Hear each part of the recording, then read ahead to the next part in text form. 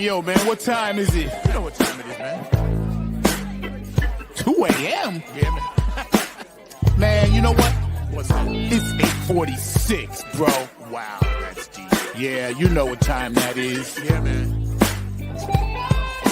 Nappy head, Yo, Funk Army. what's up? Stand up. Get it live, y'all. Yo, Mo, drop that beat. You know what we gotta do. Yeah, man. We bringing this funk just for you. You know it. Repeat after me. Say, you don't have to be the best, just gotta outlast the rest. No, You don't have to be the best, you don't. just gotta outlast the rest. No, you You don't. don't have to be the best, just gotta outlast the rest. You don't have to be the best, just gotta outlast the rest. United we stand, divided we fall. Should our backs ever beat against the wall, we'll be together until the jam is done. I'ma say that again for you. United we stand, divided we fall. Should our backs ever be against the wall, we'll be together until the jam is done. Here we go, y'all. Now let me tell you a little story about United We Stand. It says we're gonna funk across this funkless land. We gon' stand up and let our voices be heard. We ain't gonna let nobody stop us from spreading the spiritual word. The ruthless corporate greedy don't give a damn about the needies. We need everybody in the house to join us on this one, alright? Y'all say, united we stand, divided we fall. Should our backs ever be against the wall, we'll be together until the jam is done. Are y'all out there? You feeling me? United we stand, come on, y'all. Divided we fall. Should our backs ever be against the wall, we'll be together until the jam is done. Yeah. Check. 1, 2, 1, 2. United we stand, divided we fall. Funkin' with the poor people most of all, as they poison our mind with food control. Third eye is wise, sacrifice. Wake up and see what they doing to you and me. Keeping a separate product of Illuminati, like the jail cell did my boss John Gotti. Dirty politics and high-priced prostitution reside in all the important positions. Just look around at the injustice in the world. Some forced to live in a deplorable conditions. Watch us, watch what we do. This rap is coming up just for you. So sit back, relax, check on our phone calls. The nappy hip-hop army always bumping in your drum. Twitter, tweet, the TikTok. The ruthless corporate greedies don't give a damn about the needies. A movement, genocide and homicide is happening all around the world. Promise me this, promise me that, when all the fat cats stabbing us in the back. Man, get off my back, bro. Killing me. Let me see you wave your hands. We all wanna take a stand. Rise up against the corporate man. Let me head all across this land. Oh yeah. Nothing but this new type funk 2022.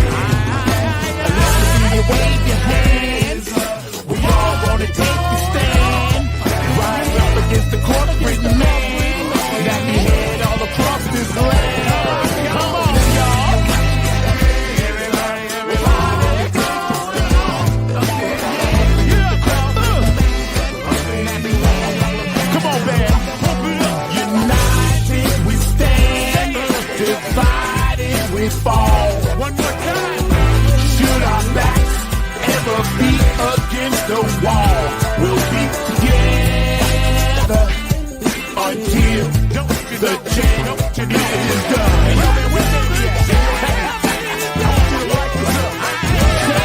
United we stand, divided we fall.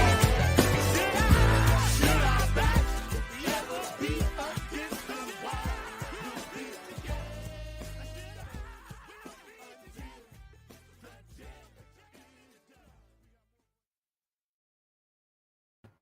I had to beam in like that, coming in the side, funk from the front seat. United we stand, divided we fall. You know what today is.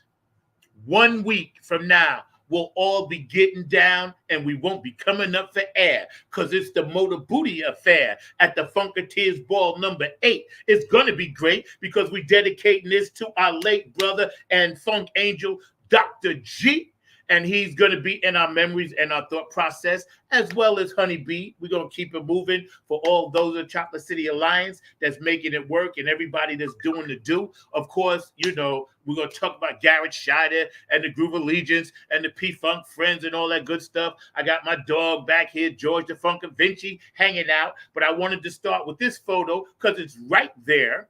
And that pretty much says it all. So welcome another edition of Funk from the Front Seat right here on 9 on the Grind TV. All right, so y'all hang out for a quick second because my producer, Mr. Mark Lee, is actually doing some stuff down at Centerfest downtown Durham. So if you're in the area, I suggest y'all go down there. A lot of people we know performing down there, vendors and, you know, things of that nature, as my dog Mark Lee would say. So go down and check it out because, you know, it's not a bad thing to participate in, and it's happening all weekend long in Durham. So we're going to get back to some photos in a minute, but right now I'm going to do what I usually do. Yeah. Okay. Right now I'm going to do what I usually do.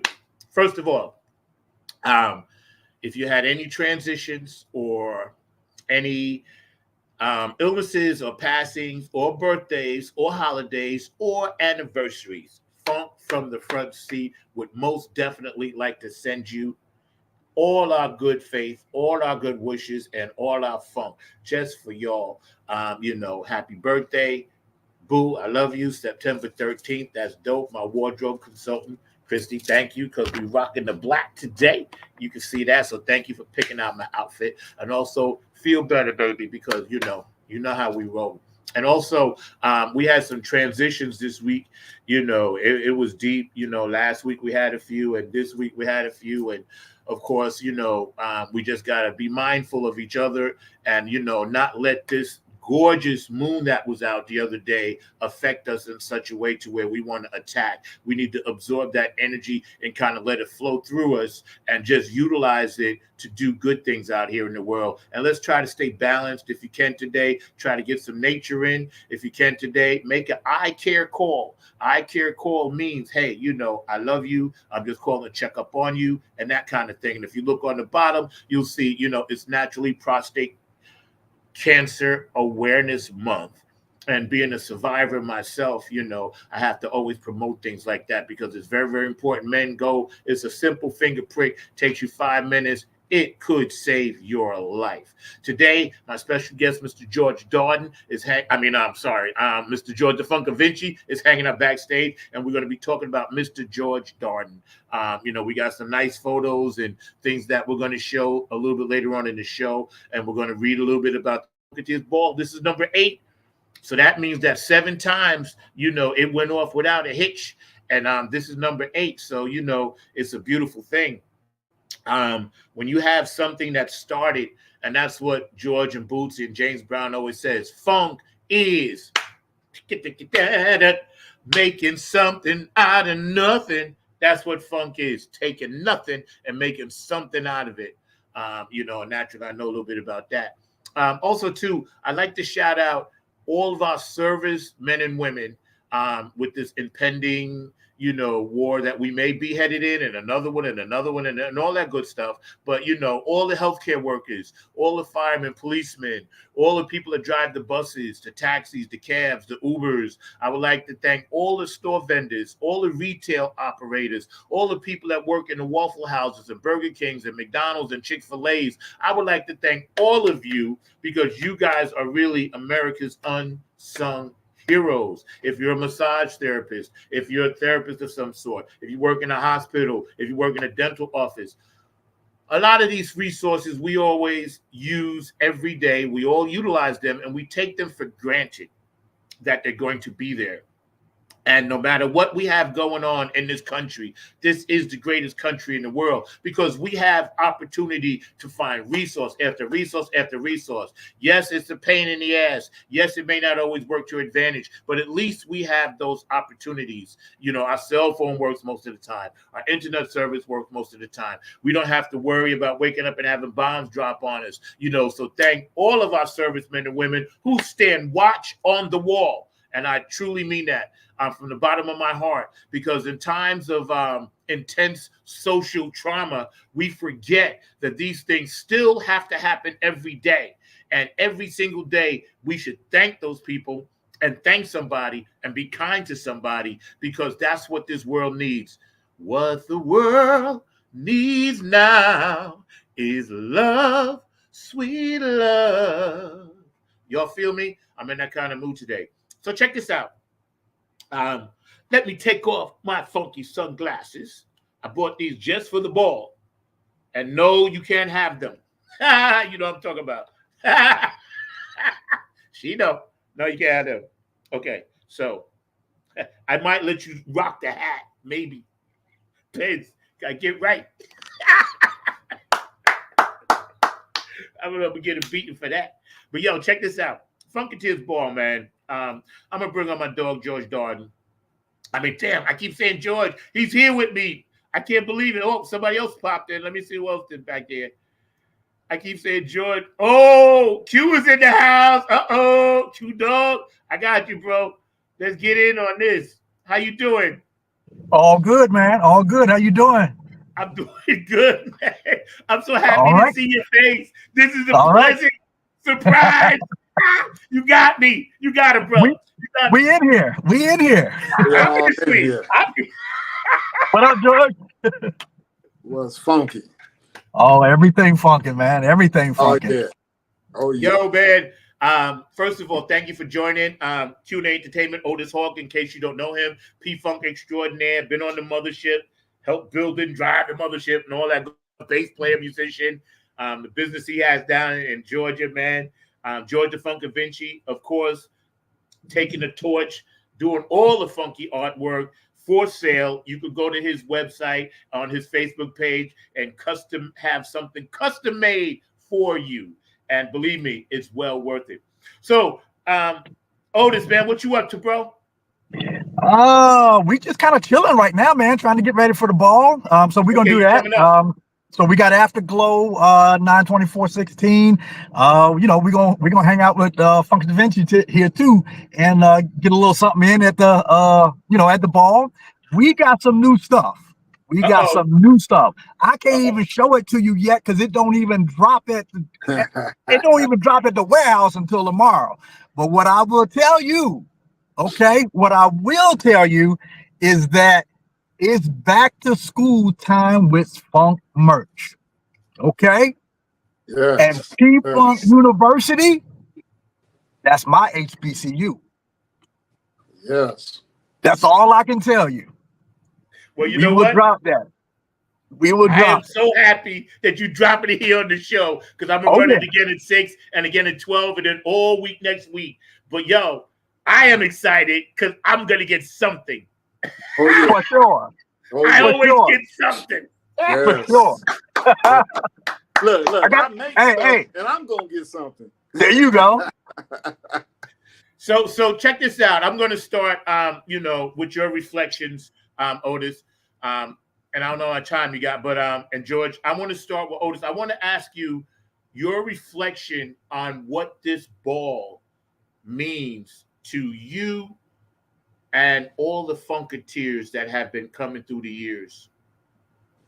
Man, that's kind of deep, man. So we have actually been there 7 of the 8 years. Or if you want to be real time, 6 of the 7. Right. What it means, man, it's a way for our Funketeers to keep funk alive, to continue on the mothership, if you will, keep everything going in that direction, man, because we all know we all sing the same song and the same chant every time things come up. You know, why is our genre, why is that funk music, why did it get held back so long? You know, we got so many people in this business, so many people on this earth right now funking, and it's like we need some attention. You know, the genre hasn't gotten what it should have got. You know, and so what it means to me is just another way to continue to funk. You know, everybody, and I hear you say it, number 9. I hear you say it all the time, man. We just got to be one. We got to be one, and we got to work together, because you know what? We're more powerful. The Funk Vinci, when we get him, we get everybody, Curtis, we get all these people, man. We as one, man. It's like watching one of them. You know, I hate to go back there, but it's like watching that Frankie Beverly thing and whatever. All them people over in NOLA. You know, seriously, that we are powerful, man. We are powerful. So it means a lot to me. Means a lot to have been there with George Darden starting it. He's a you know, fellow HU alum. So right. You know, we kind of meshed with that, and we got that going. We did a couple of things the first couple of years. We were good. I think the only one we missed was probably the first one after the pandemic. COVID, the only one that we were not able to get to. But other than that, man, it means a lot to all of our Funketeers around the world. And everybody keys in on it, man. It's the thing to key in on, and it helps us grow as a funk nation, okay, and that one nation. Yes, George, your thoughts, bro. Hey, man, you know, this Funketeers ball means everything to me, man, and to all of us. You know, I've been to 4 of them. This will be my 5th one, okay, and hopefully it can go up to 6, 7, 8. You know, my 8th ones or whatever. You know, we're at number 8 now, but I want to see 9, 10, 11, 12. You know, and hopefully I can see all the way up to 20. You know, I'll probably be old and decrepit, but hey, I'll still show up. You know, hey, it's all about what George said back in the day, and still says to this day. Funk is his own reward, you know, and we need to keep this thing moving, keep it going, you know, because it's generational.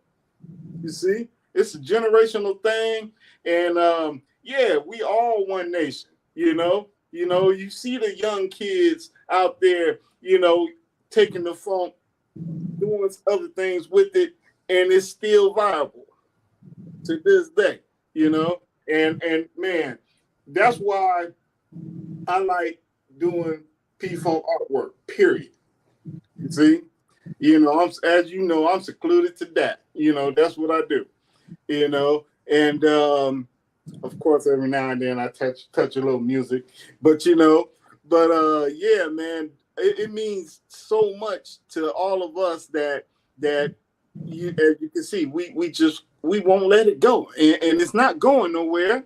You know, it's not going anywhere. You know, yeah, that's right. We're gonna have a ball this time. You know, and I'm gonna be bringing some things over. Matter of fact, the one poster that I drew up. Just drew up, right? I'm gonna take it out of its case and let everybody autograph it. You know, because that's crazy, bro. It's all of us, you know. Nice. It's all of us. I wanted to show Otis. You remember you gave me this at my very first ball. Yeah. And you gave me this, and you see, it's still in the plastic. There you go. Now I've been to 4. This will be my 4th one. The Okay. first two I missed because of surgery. And then I missed the one after the COVID year because I couldn't do that. But this is going to be my fourth one. So I'm pretty much 50% out of the 8. I'm pretty glad that I actually made 4 of them. But had I not, I wouldn't have met you. I wouldn't have met you. I wouldn't have met anybody up there in that new clique, because it's an old clique, but it was a new clique. The ball was a new clique. Right. You know, I was in the old cliques, but the ball was a new clique. So I was like, man, I kept hearing, and I was so pissed. I had surgery, and then I wanted to see Dawn because they was the first one. You know, I wanted to see them. And when I heard that they was there, I was like, oh man. I was like, and my doctor's like, nah, you can't travel. You know, your shoulders are sling, this and that. I said, but doc, suppose I just kind of do that. He said, no. He said, you can't go. I was like, all right. And then the very next year, I had the same freaking surgery on the other shoulder. It was like, and I was so pissed because I wasn't doing music. I was like, this shit is working against me, man. I was like, why is the funk doing me like this? I gave my whole life to it. Why are you doing me like this, bro? But, you know, God had other plans. He wanted me there that day to meet B and to meet you and to meet Donna. See, that was the plan. Because I literally, true story, I drove up there with a 3/4 of a tank of gas and $48 in my pocket. I remember you telling me. Wow. Remember? I didn't have nothing. And David Brooks put me up and bought my ticket. And the rest of y'all chipped in for gas to help me get back. I was that determined because I was like, I'm not missing this one. And something told me just get there. And I'm grateful. I'm going to show you guys some pictures, man, so we can reminisce, man. But again, you guys are watching Fun from the Front Seat, not on the Grind TV. Every Saturday, we're going to be here. Obviously, next Saturday, we're going to be doing something else. But I wanted to show you guys this, man, because I think it's mad cool, you know, that, you know, this is one of the ones that I thought was very appropriate. You know what I'm saying? Yeah. Only because he's underneath the mothership. And that is very expressive right there. Because I didn't know George like that, like y'all knew him. I didn't know him like that. So I only, when I saw him, he was already having to deal with the health issues, right? And I was like, wow, this brother's doing that, and I was just so happy to see, first of all, the Chocolate City part of it and his connection, but also how he was as a human being. You know, he was dealing with it, and he still was gracious. He was at all the events, the first one I went, the hotel, the this, the that, and the third. He was always there to say, hey, this is what we're doing. And he told me back then, he was like, yeah, man, you know, I want to try to keep this going as long as I can. And I was me. I'm always begging, when Nappy Head going to play? When Nappy Head going to play? Right. I was listening. But it was okay because I understood his mission and what he was doing. I really did. I understood it, man. So your thoughts on this picture? Your thoughts? Man. Yeah. Oh, man. I mean, it's self-explanatory just by looking at it, you know? It's like, it makes it look like he just descended from the mothership. And, you know, I mean, and I'm, you know, I met George and we sat down and we chopped it up, you know, and, man, I even had him sign his face that I drew on the P-Funk Raisins. You remember that one, right? Oh yeah. And, yeah, I even had him autograph that, you know, because I put, you know, people in the audience, and he was one of them. You see, I mean, he's a cool brother, man. You know. Yeah, no question. Yeah, it looked like he just looked like he where he needs to be. Yeah, you know, it's pretty straightforward, man. That's where he always wanted to be. That's where his heart was. You know, I just remember him. I remember him backstage at a lot of the shows, and we just made provisions, you know, whatever moves we had to, you know, make, you know, clear this little path, clear that little path. Let's get this out the way. You know, he just enjoying himself. just enjoying himself. So I think it's really appropriate, real appropriate. Oh yeah. So do I, man. That's why I was like, I'm gonna show that one first. Now Yeah. here, this is probably like, I don't know where this was, but he was always rocking his hat. Yeah. And right now, oh, go ahead. Go ahead. No, go ahead.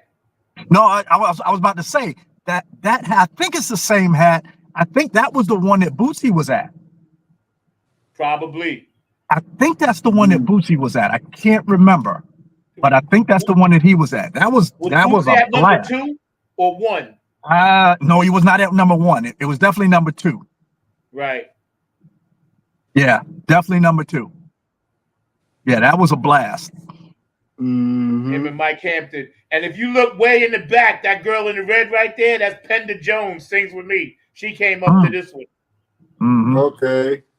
You know, I bet he would have loved wearing one of these bucket hats that I got coming up.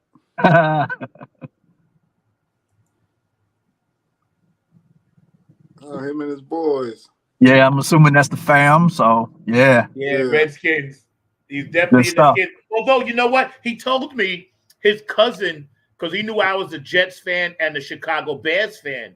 And he once sent me something and said his cousin was on the 85 Super Bowl team of the Chicago Bears. He was the tight end, Moorhead or something like that.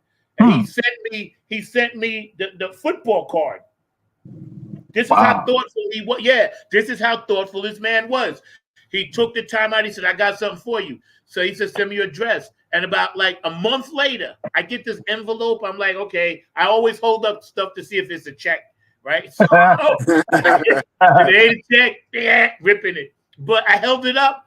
I saw this thing inside. So I was like, who's sending me some kind of cardboard? And he put that card in there, man. And I was like, damn. So I touched base with him. I was like, bro, I was like, you're just killing me over here with love.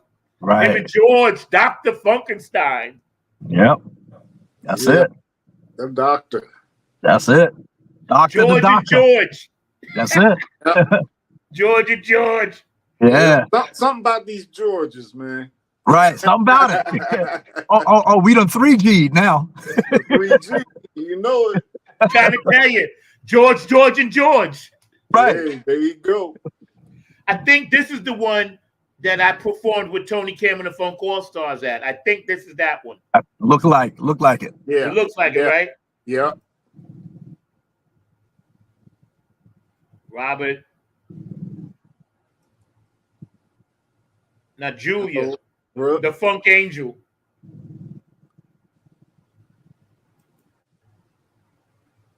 West Coast. Funk Kid. And by the way, if you watch it, Funk Kid, we done beat y'all 5 times in a row in the trivia. Right. You know I'm gonna be down with y'all the next time around on that too. I know. Yeah, because they drafted me, man. That was wrong, man. Yes, we won by the last question. We won. West Coast.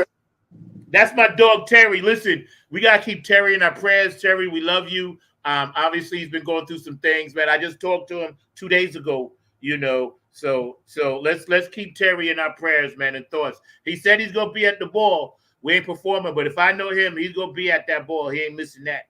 We love him, T. Good dude. Good dude, brother. Real good dude. Yes, he is. Yep. That's special. Yep. That's special right there. Yeah, it is. Yeah. Definitely. Oh my goodness. Right? Yeah, man. And some of my shots that I got, I did them myself. They were candid. They didn't know I was taking them. And at the last minute, Funka Drill looked up. He said, "You taking me?" And I was like, "I already did it." It's done. Yeah, we went and picked him up. We was up in New York. We did Funkadelic Studio. Okay. And me and Donna did a thing up there, and we scooped him up. We scooped him up, brought him over, had a blast, man. Had a blast up in the NY.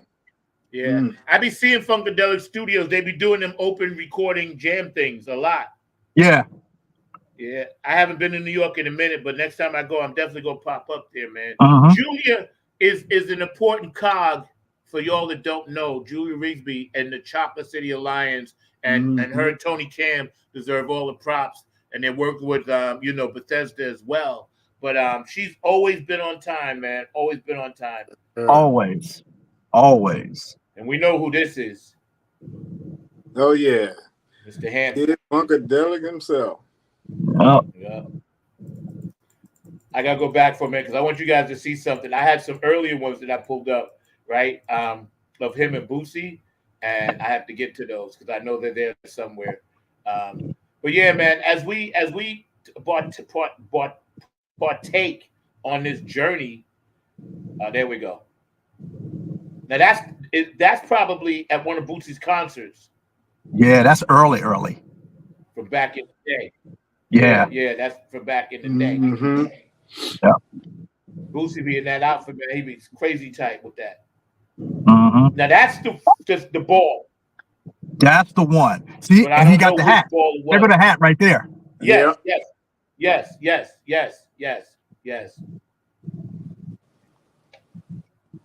The man is the man. He couldn't even move about in the crowd, man. Boosie couldn't even move, man. They descended on him like, of course, like you would not. He couldn't move. He couldn't. All he could do is dance. Boosie be baptizing people. When I last saw him, he grabbed me by the head and pushed my head to his and baptized me. And I was like, "Oh, the Holy Ghost! Yeah, the Holy Ghost!" Right. Not the friendly ghost. Right. The Holy Ghost. Yep. Right. I think this is at a book signing or something. I don't know who that is. It don't look like George. No, that's not George. No. That's not George. But I don't know who that is. No, I'm not sure on that one. And I'm gonna end with that one because that pretty much says it all right there. That says it all, man. That says it all, man. Right. Yeah. You know, there's nothing that can encapsulate the encapsulation in this picture that doesn't say love, respect, honor, cherish, and also working together on something that means something to everybody else. That's unconditional love. You know what I mean? And that's a powerful thing. That's an extremely powerful thing, man. And I'm so honored to even be able to sit here today to even talk about George like that. Because again, I was just starting to get to know him. And when he was always so busy, the only way, and he was a Club Funketeer ambassador as well. And when he would have time, I would hit him up and check on him, and say, "Hey, bro, how you doing?" And we would always communicate through Facebook Messenger. So I kind of just feel like he's smiling on this one. Like you said, Otis, this one going to be the one. Yeah. If there was ever one to be at, I feel the energy. The tickets are still available. Y'all go to funketeersball24.com. But yeah, I think this is gonna be the one, man. Even if you just show up on Saturday, the one. Who so far out of the acts? Because I'm gonna read this thing, right? And it's Funketeers Ball 24 is dedicated to the memory of the event's founder, George H. Darden, II, who we lost earlier this year. We are proud to continue his legacy with live musical performances featuring P-Funk royalty, Garrett Shider, Star Child, and Mike Kid Funkadelic Hampton, with the all-stars of Funk Ensemble Groove Allegiance and the P-Funk Friends. So that's Greg and Benny and Lodge and Benzel. They all coming through. Danny coming too. Danny DeBro's gonna be there too. No, yeah. It's on, man. It's gonna be bouncing up in that joint. Also the Groove Allegiance special guest virtuoso guitarist Marcus Machado and the acclaimed singer Yazra St. James, also DJ Lance Reynolds and MC the Captain Tony Care. All right. Funkatives Ball is a much anticipated annual event presented with the Chocolate City Alliance celebrating the music, style, and culture of Parliament Funkadelic. Now, this year is the 50th anniversary of Up for the Downstroke and Standing on the Verge. So just think about that. 50 years we've been standing on the verge. Okay. Yep. 50 years.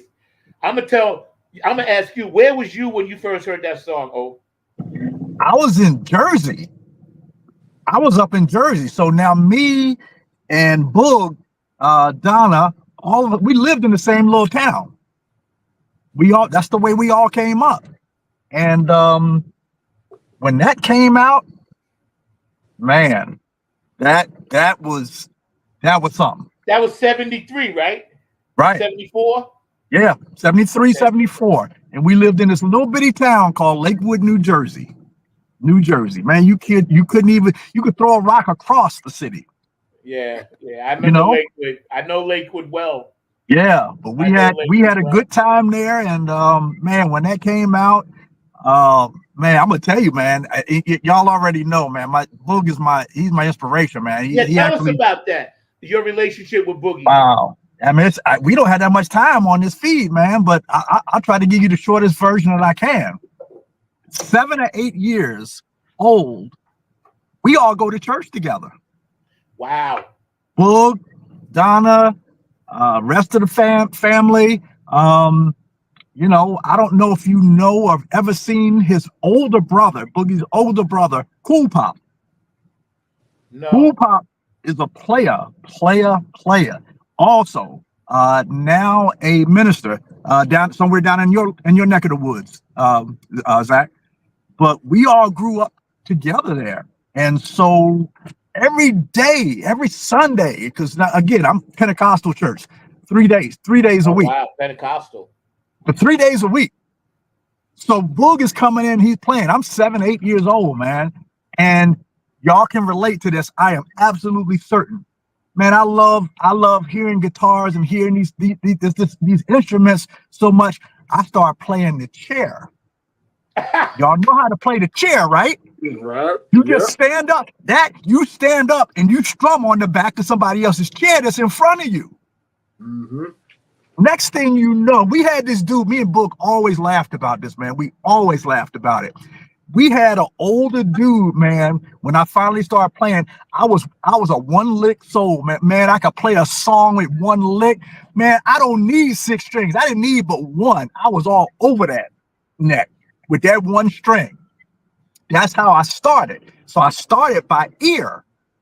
And so I'm listening to Boog there. I'm listening. We're getting things. I'm staring at him. Boog is seriously like turning his guitar so I won't see his chords. Right. And now I'm picking up his chords. I'm picking up what he taught me how to play. That's where I learned how to play, in church, And so going out on the road with them after that, and he just kind of drug me along, man. But yeah, that's the little city that we came up in, and there's a whole lot of stuff in the middle of that. But yeah, that's the way we came up. The other one that took us over, Mothership Connection, that little city in New Jersey, every time you turned a corner, you would hear, "Do not attempt to adjust your radio. There's nothing wrong. We have taken control." Every single time, and that's where it came from. Time moved on, I moved on. We, did some school and that sort of thing. Ended up in DC. Donna, Boog, they moved into DC. We kept it going, because we grew up together. So when you moved, that y'all kind of still ended up in the same spot, same general area. Wow, they were in DC, but if you know that little tri-state area, man, we could pop across the pop across the way, and you in Maryland, you right there. Yeah. So we hung out together, the family and what have you, went over their house, we were always like together, always together. So long history there. And then of course, after that, you know, things start taking off. Atomic Dog starts taking off. Man, oh my goodness, man! I had to finish up. HU.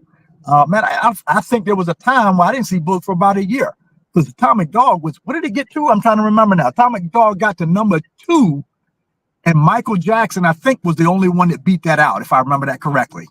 I forgot what it was, but he was the only. That's the only reason that never popped into number 1 for a consistent amount of time, because Michael Jackson was doing.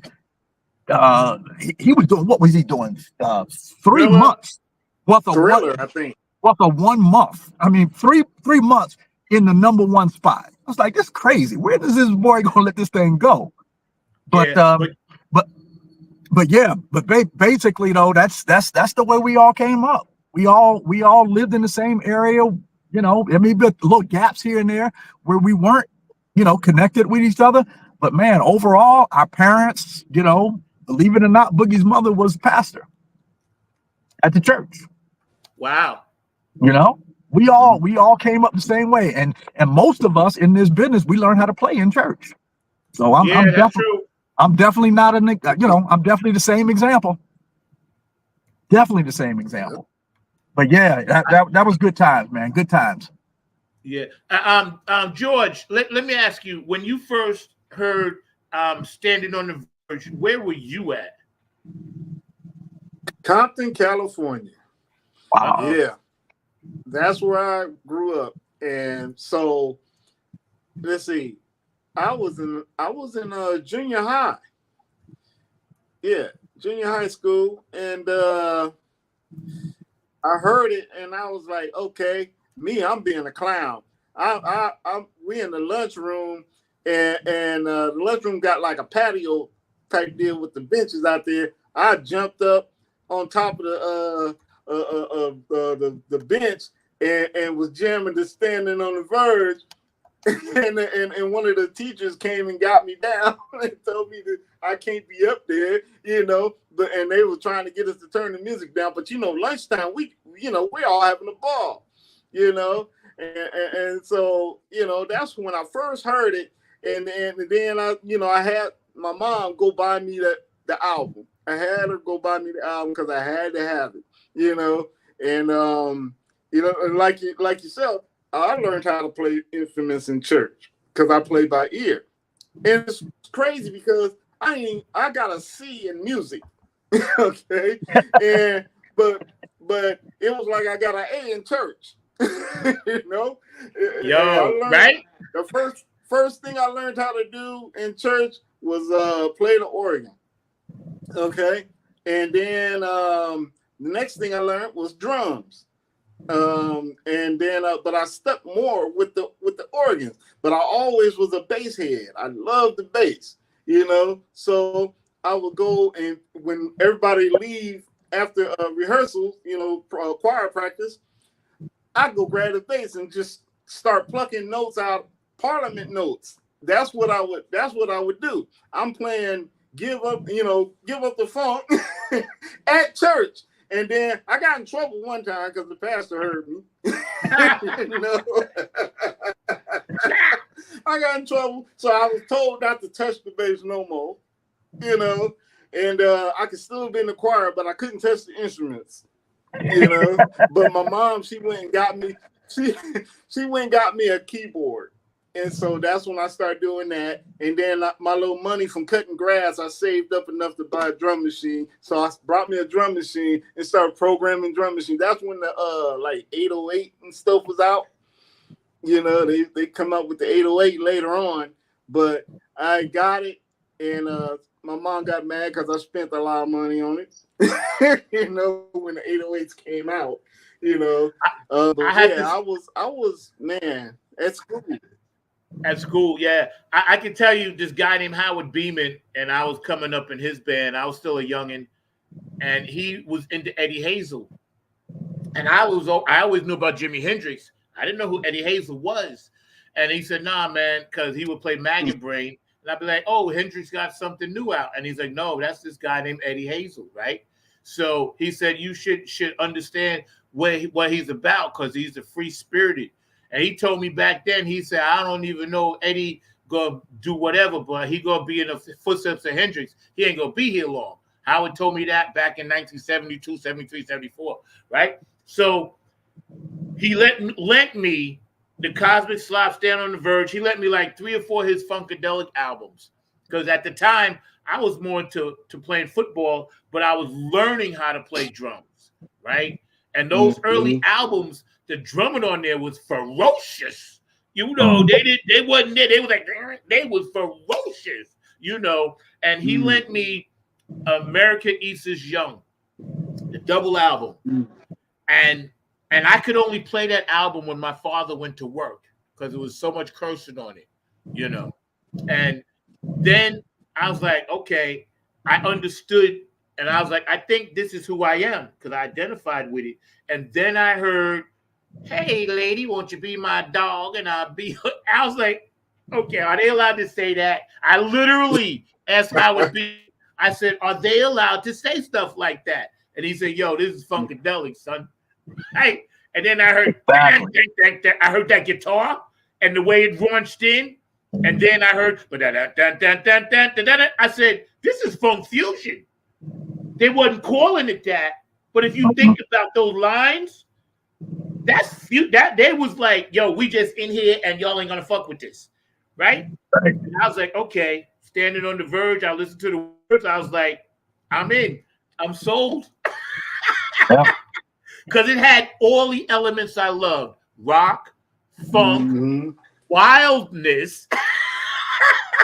You know what I mean? And of course, that was just my personal story. But our whole neighborhood in Bayshore was underground funk. We knew Mother's Finest, P-Funk, all of that stuff, because we was a small little knit community. And there wasn't even a lot of black people in my community at all. Bayshore population, it must have been like maybe 70% white, 30% black. So when we would go to parties and we would go to things, and our parties, we would be playing Funkadelic music.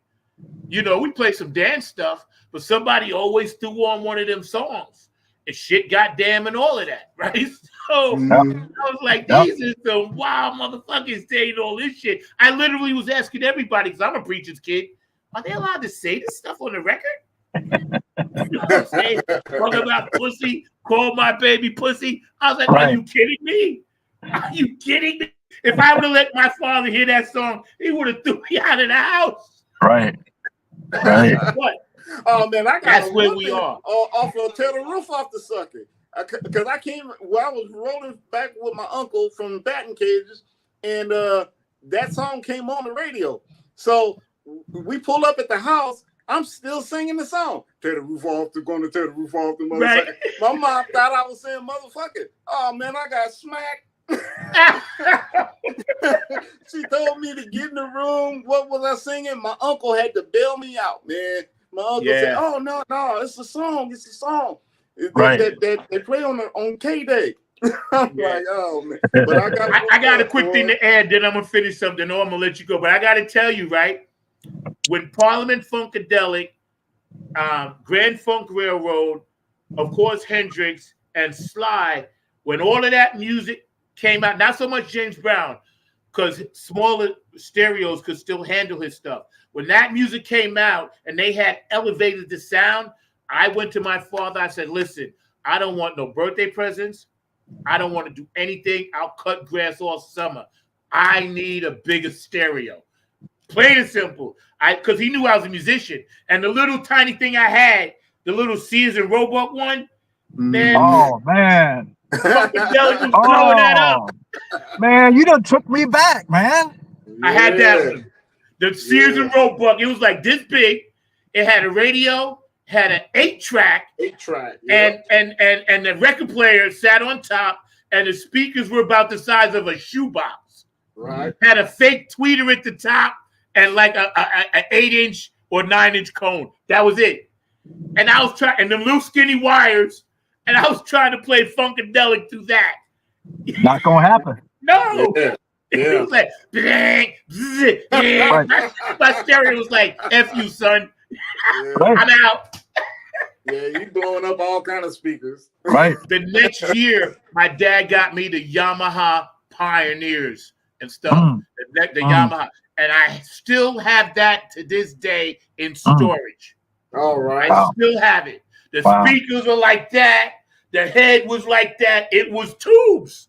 It was tubes. And he went to this place, Crazy Eddie's. Remember Crazy Eddie's? Yeah. He got it for $200 and something, which was a lot of money back then, right? Crazy Eddie's, and I still have it. That's why I never threw it away, and it still works. That's something, man. Yeah, you took me way back there, man. That Sears Roebuck. Yeah, that was my first amp and my first guitar. My parents bought it from me when they got tired of seeing me strumming on the back of the chair. They took me to Sears and Roebuck, both of them, and got me an amp. You remember them amps was just silver, that silver and black pastry or whatever that was over it, and a guitar. Right. And I went from there. The rest of it was history, man. Yo, let me ask you though. Did the amp have that hearing aid cord, that little skinny cord? Man, stop, man. Stop it. Stop it, man. Stop it. Wait, did it say realistic or Emerson on it? What did it say? Did it say realistic or Emerson on it? Realistic. But remember the cord though. They wanted you to plug in with a hearing aid cord and then plug it into the thing. It was so. I was like, this ain't even a regular jack cord. Like George said, that's like square dancing on a round floor. Making something out of nothing, bro. Look at us now. See what I'm saying? Look at us now. You know, exactly. See, this is dedication for everybody watching the show. And forgive me because my lips are doing some chemo stuff. But for everybody watching the show, man, this is called dedication to the love of each other, our vibe, our ministry to each other through the funk. And if you don't know nothing else about the funk, come for the first time and get some of this because you will always have it. You'll always have it. If you meet I've never met a funketeer throughout the United States that I met for the first time. We didn't instantly show love. Yep. We don't fight. We don't do all that crazy stuff. Yep. That's why I'm bringing DJ Me with us. You know, Hector Garcia. This will be his first time coming to the bar. Oh man. Yeah. So I made sure that he, I talked him up. I said, "Hey man, come on down." You know, he got that mothership built out here. That big one. Oh, it's huge. Yeah, and that's when you can actually go inside, sit down at the helms, and bump the music because they got a serious sound system in it. Lights, smoke, everything, and it's got 3 seats: the captain and the 2 helmsmen or drivers. You can just sit there and chill. It is bad. I'm coming there one day, Christy and I. We're gonna make it there. Trust me, because he always invites me, Hector. But I can't make it. But I'm gonna be down there. But I'm gonna get some of that. That's a nice ship, man. There's a hotel directly next door, walking distance. That's San Antonio, right? Yeah, San Antonio. All right, I know approximately where it is. Yep.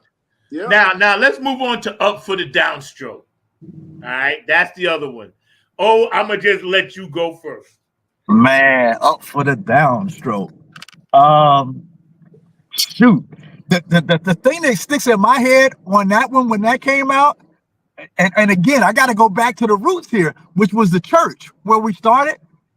Man, in the middle of songs, the church songs, Boog would be unamped, just acoustically messing with that, just messing with it. So when it came out, it was, again, it's like everything that came out, man. I don't know. It's not many folks that remember it like that. But when you can put out song after song after song after song, and every one of them is hitting like that, man, you got something. You got something. Up for the Downstroke was definitely like you couldn't wait for George to put out something else. You couldn't wait. Like you knew it was coming, but you just like you all messed up because you can't figure out when it's gonna come, but you know it's gonna come. But Up for the Downstroke, All that, man. In New York, we were at a disadvantage, and I'll tell you why. Right? We would get the music last. Now I would get it, but the vibe would be last because New York was always into the glitz, glamour, that, and the third. But our little clique, we used to order stuff from this place called Audiophile. And if we went to the farmer's market, not the one in Bayshore, but if we went to the farmer's market in Queens, we had to get on the train and go there, right, to 125th to buy Funkadelic and P-Funk albums because farmer's market only sold the 45s, right? Yeah. So when Up for the Downstroke came out, I remember I wasn't watching Soul, might have been Soul Train, and the commercial came on with George with the boombox and the long cape. And they was like, Detroit for the Downstroke. I was like, again, why am I last? You know what I'm saying? The shit had been out. You guys had been heard it. It was like 6 months behind schedule for us, right? And we listened to it. Of course, it was like, all right, bet. So somebody in the neighborhood always had it, right? So then that responsibility fell on to me. Because what I did, if I went to a party, God bless me, please forgive me. If there was a Funkadelic album there, I'm stealing it. Because I knew they didn't know what to do with it. It would be on the bottom of the pile, maybe scratched up. At the end of the party, maxi coat. Hey, you got it. I'm taking it. God told me I had that right. Right. I'm like Donald Trump. I had the right to snatch up that album by the you-know-what. Y'all don't know what to do with it. And then within one summer, bro, I had a Funkadelic collection with all different initials on it. JD, ZZ, AC, all mine, son. Mine. Right. I took it. Right. You want something in life, you gotta take it. Yep. That's it. So yeah, let me Up for the Downstroke Palm Center version, which will be performed live with many more classic P-Funk jams as well as the next generation of funk. For you guys that's coming out, enjoy an evening of great live music and share the experience with the Funketeers from the DC area and all around the world. One Nation Under Groove and all the funkiest attire that you can wear. Please feel free to wear it, but you don't have to. Vibe and get down on the dance floor because soon as the first song starts, soon as Danny starts hitting that, whatever he's going to do, we leaving the tables and we're all going to the front. Be prepared for that. That's what happens at P-Funk Show. That's it. We got about 5 minutes left. Yo, this has been an amazing run, man. I gotta thank you guys for popping on and making this really a lot of fun. Of course, I'm gonna see y'all next week.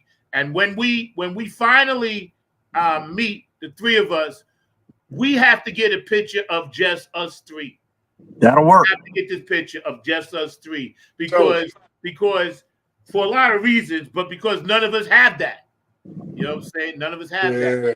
So, before we go, let us know what you're going to be selling and some of the stuff and go over that again where they can find the merch if they don't make it to the ball.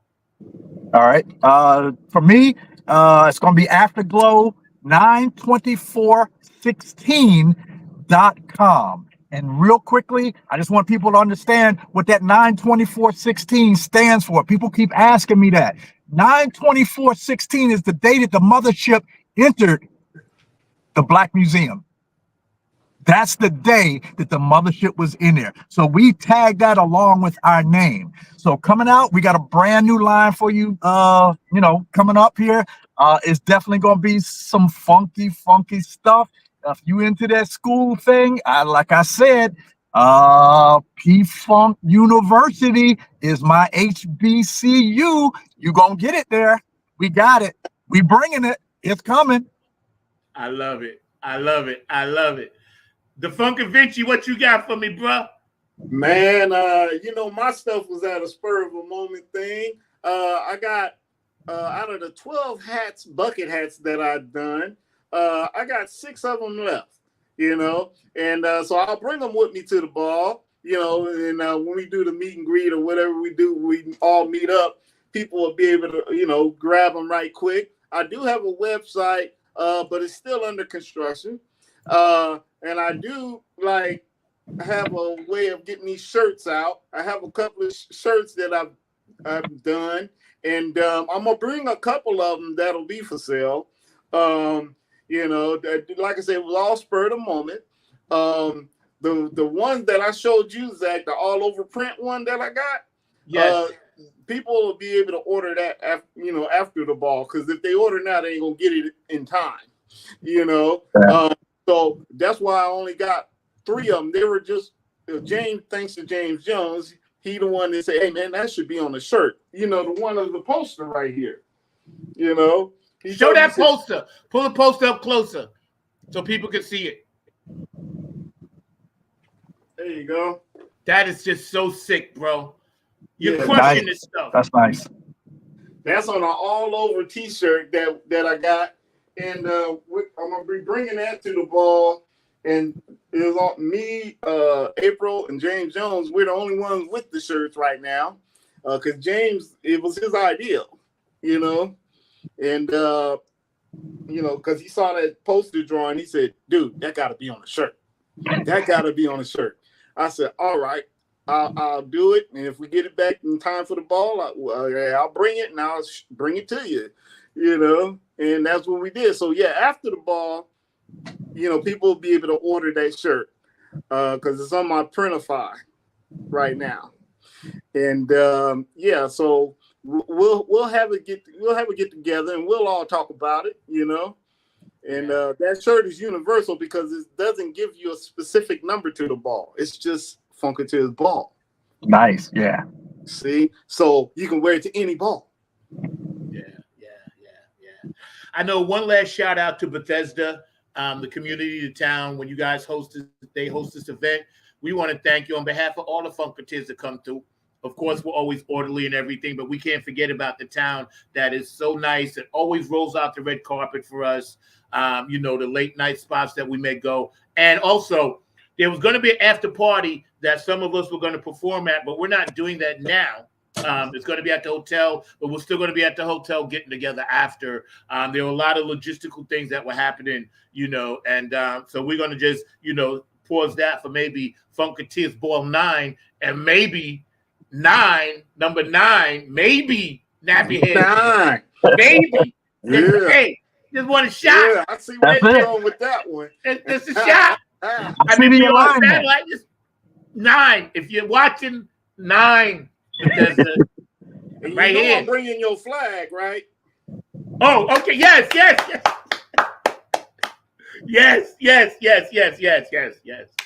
So let's manifest this to for sure. 9. I mean, damn, don't mess me up. I'm literally right here. It's calling you. Thank you for sharing that story about Boog. Yeah. Because a lot of people always want to know what that 92416 is. Yeah. You know? And that's bad. And just lastly, let me just say this last little piece, man, because I get a little touched up about this. You know, a lot of our funkers, a lot of our Funkatiers, Eddie, Boogie, I can go on and on and on, never were able to see the mothership go into that Hall of Fame, man. They never saw it go into the museum. And so what we stand for at Afterglow is a way to just keep funk alive, number one, and to keep honoring those guys who didn't see it and those who are coming behind them.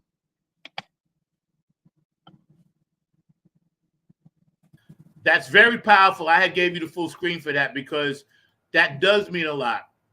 This is why even the days that I don't feel like doing it or I'm on stage and it ain't going right and I want to quit, when I come home or somebody says, no, keep doing it for the reasons, they bring up a lot of these reasons for the Funkatiers, the fallen Funkatiers.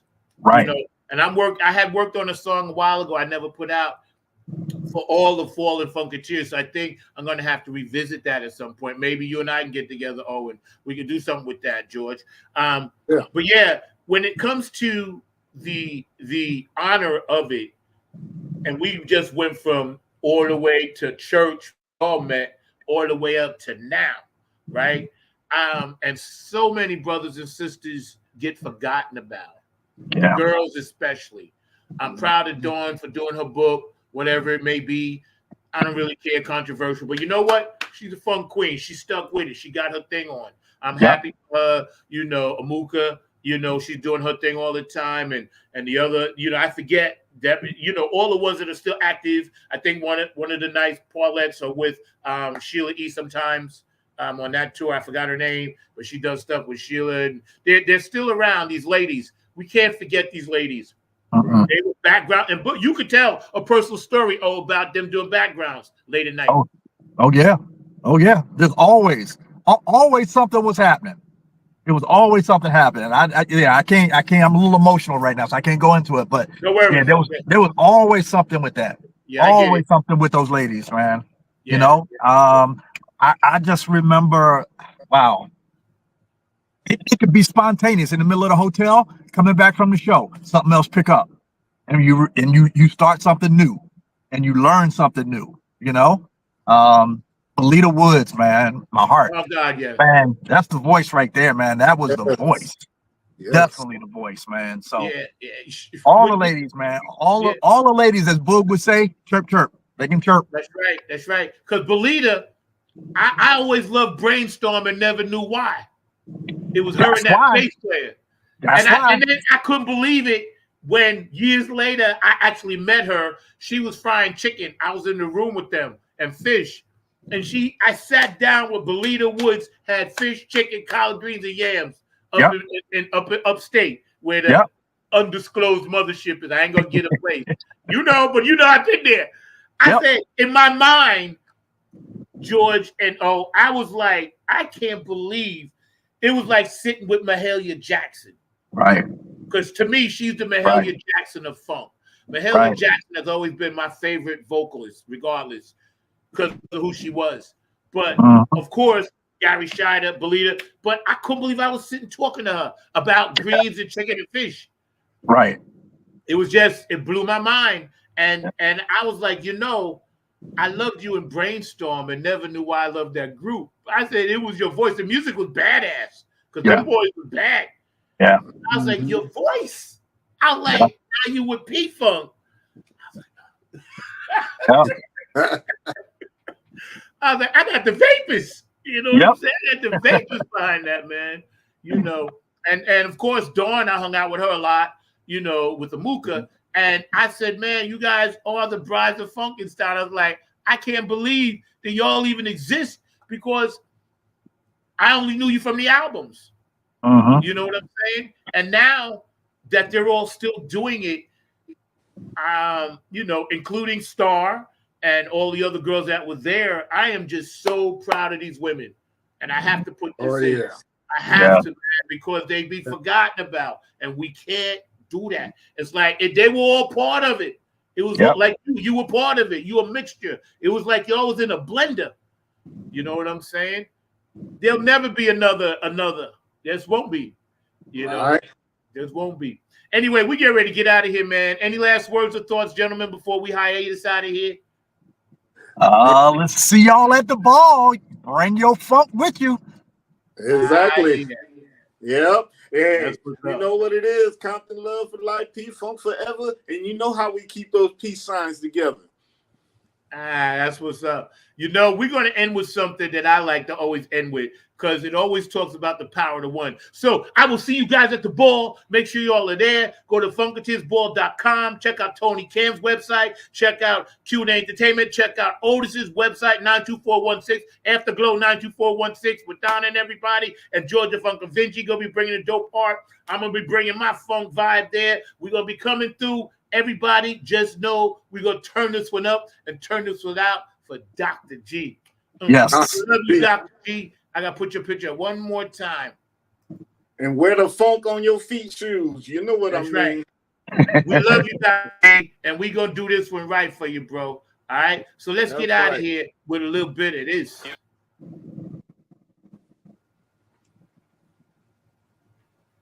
Dr. G.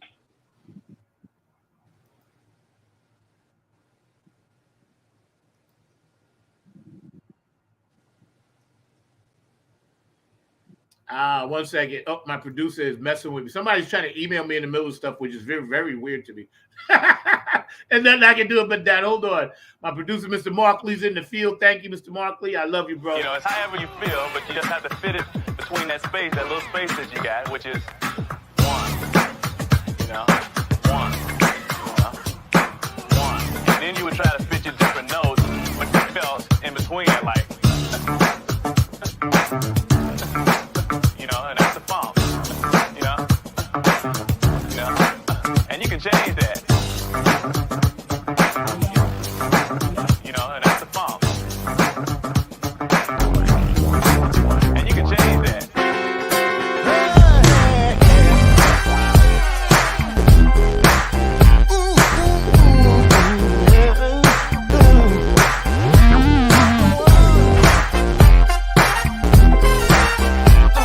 True essence of the funk is the power of the one. It's the power of the one. You know this funk has just begun. You can lean on me. Let your mind be free.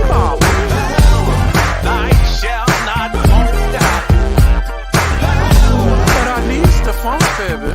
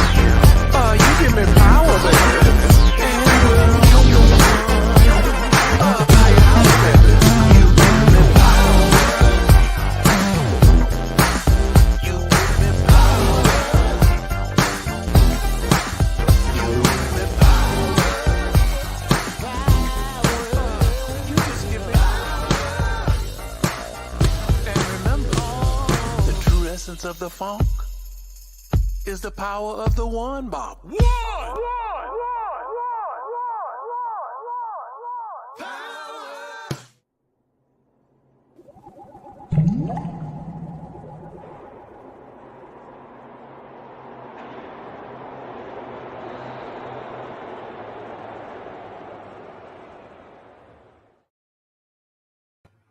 Y'all know how we do. Funketeers Ball number 8, George Darden. Y'all make sure you are there because it's going to be all of that and then some. It's going to be a healing like never before. Next Friday, Saturday, and Sunday morning for breakfast. Y'all hang out in Bethesda. You know, it's going to be, what can I say?